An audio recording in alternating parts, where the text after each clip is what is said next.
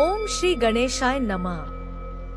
प्रिय भक्तों, आज हम आपको सुनाने जा रहे हैं भगवान श्री गणेश की वह पावन कथा जिसे सुनने मात्र से मन को शांति, बुद्धि को प्रकाश और जीवन से विघ्नों का नाश होता है। कहा जाता है, जो व्यक्ति सच्चे मन से भगवान गणेश की कथा सुनता है उसके सभी कार्य निर्विघ्न पूर्ण होते हैं। तो आइए मन को शांत करें, भगवान गणेश का स्मरण करें और इस दिव्य कथा को श्रद्धा के साथ सुनना प्रारंभ करें। श्री गणेश की संपूर्ण कथा बहुत प्राचीन समय की बात है। कैलाश पर्वत पर भगवान शिव और माता पार्वती निवास करते थे। माता पार्वती अक्सर सोचती थी कि उनका भी एक ऐसा पुत्र हो जो हर समय उनके साथ रहे, उनकी आज्ञा का पालन करे और उनकी रक्षा करे। गणेश का जन्म। एक दिन जब भगवान शिव ध्यान में लीन थे, तब माता पार्वती ने अपने शरीर के उपटन से एक सुंदर बालक की रचना की। उन्होंने उसमें प्राण फूके और कहा, तुम मेरे पुत्र हो, आज से तुम्हारा नाम गणेश है। माता पार्वती ने गणेश को अत्यंत प्रेम से पाला और उसे हर विद्या की शिक्षा दी। गणेश आज्ञाकारी, बुद्धिमान और तेजस्वी बालक थे। द्वारपाल बने गणेश। एक दिन माता पार्वती स्नान करने जा रही थी। उन्होंने गणेश से कहा, पुत्र, जब तक मैं स्नान कर रही हूँ कोई भी अंदर न आए। गणेश माता की आज्ञा का पालन करते हुए द्वार पर खड़े हो गए। उसी समय भगवान शिव वहां पहुँचे।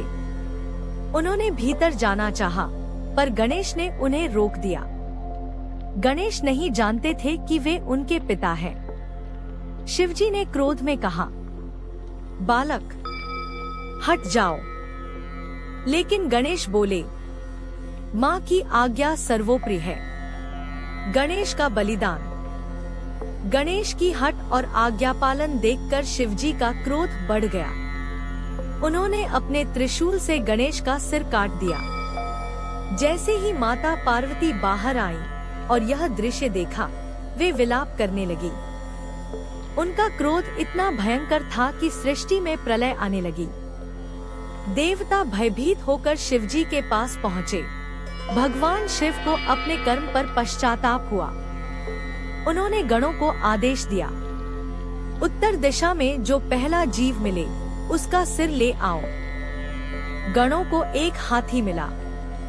उसका सिर लाकर गणेश के धड़ पर स्थापित किया गया। शिवजी ने अमृत से उनका अभिषेक किया और गणेश पुनर्जीवित हो उठे। तभी से वे गजमुख गणेश कहलाए। भगवान शिव ने गणेश को अनेक वरदान दिए। तुम प्रथम पूज्य होगे। हर शुभ कार्य तुम्हारी पूजा से शुरू होगा। तुम विघ्नहर्ता और बुद्धि के देवता कहलाओगे। देवताओं ने पुष्पवर्षा की और माता पार्वती का शोक दूर हुआ। चंद्रदेव को श्राप की कथा। एक दिन चंद्रदेव ने गणेश का उपहास किया। इससे क्रोधित होकर गणेश ने चंद्रदेव को श्राप दिया कि आज के बाद जो भी तुम्हें देखेगा उसे कलंक लगेगा। बाद में माता पार्वती के आग्रह पर गणेश ने श्राप शिथिल किया। भाद्रपद शुक्ल चतुर्थी को चंद्र दर्शन वर्जित होगा। महाभारत लेखन की कथा। महर्षि व्यास ने महाभारत लिखने के लिए गणेश को चुना। गणेश ने शर्त रखी, मैं तभी लिखूंगा जब आप बिना रुके बोलेंगे। व्यास जी ने भी शर्त रखी, मैं जो बोलूं उसे समझकर ही लिखोगे। इस प्रकार गणेश की बुद्धि और विवेक का परिचय हुआ। शिक्षा, मोरल।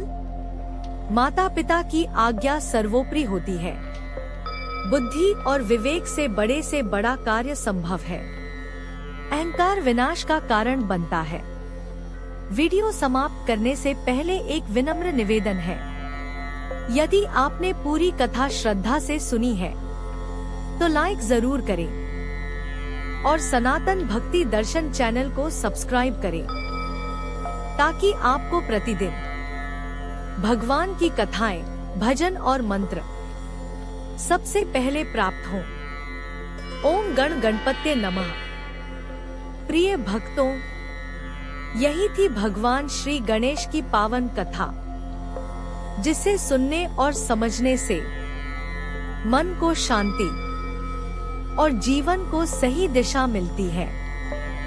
भगवान गणेश हमें सिखाते हैं कि आज्ञा पालन, संयम और विवेक से हर संकट पर विजय पाई जा सकती है।